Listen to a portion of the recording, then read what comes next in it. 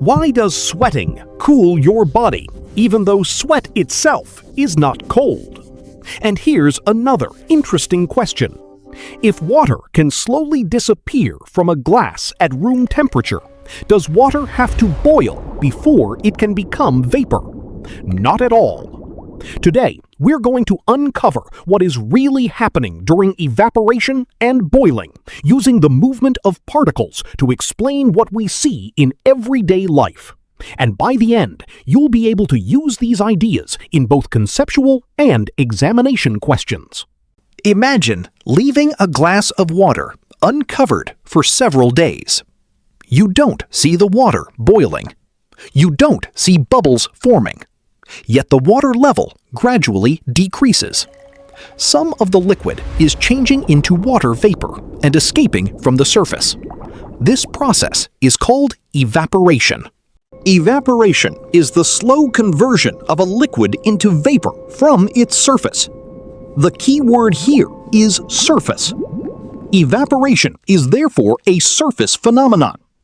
Only some particles near the surface escape from the liquid and enter the gas phase. Notice that this is different from what happens during boiling. Now, let's go one level deeper.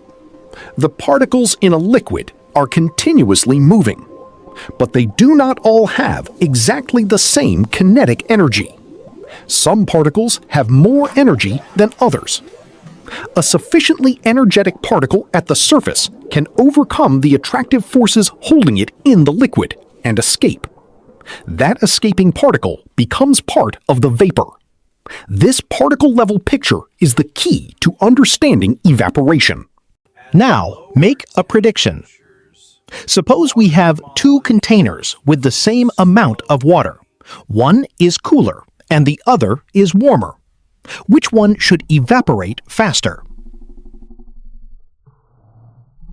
The warmer one. Why? As temperature increases, the average kinetic energy of the particles increases. This means a greater number of surface particles can have enough energy to escape. So, in general, higher temperature means a faster rate of evaporation. Now, we can answer our opening question. Why does sweating cool the body? During evaporation, relatively energetic particles leave the surface.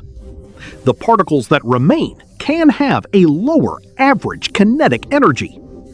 Because temperature is related to the average kinetic energy of particles, the remaining liquid can become cooler.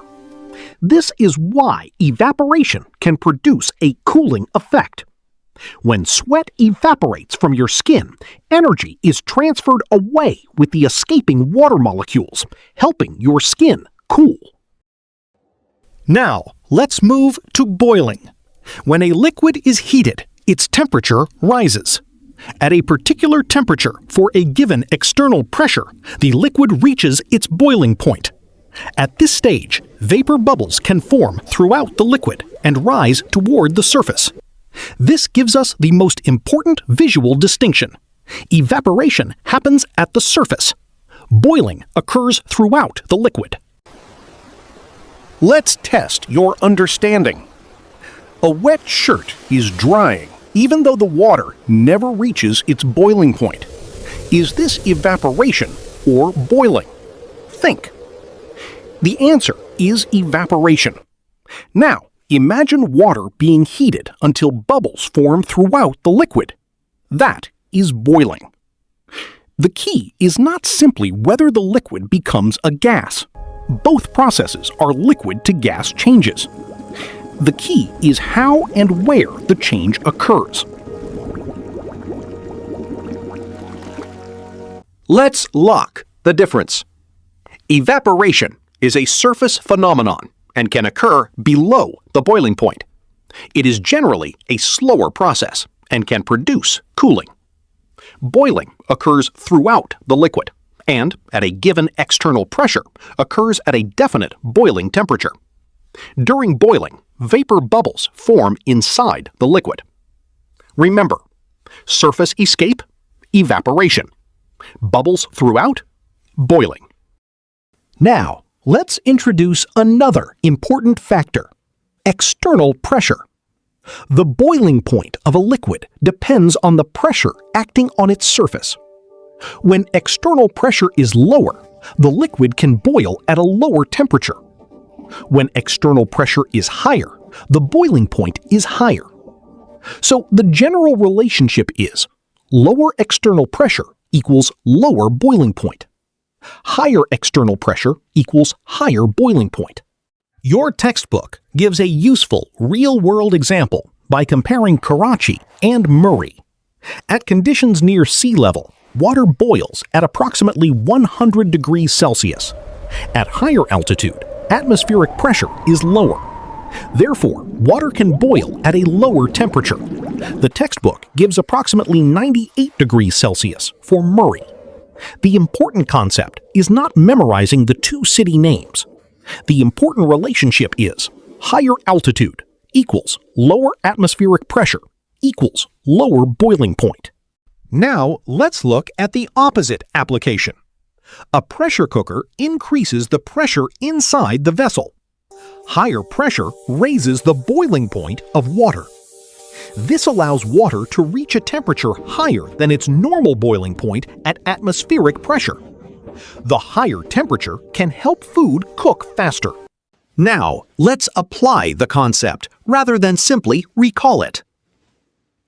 A student places water in a shallow dish in a warm room.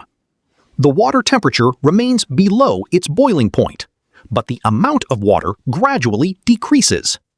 Explain why. Pause and build your answer.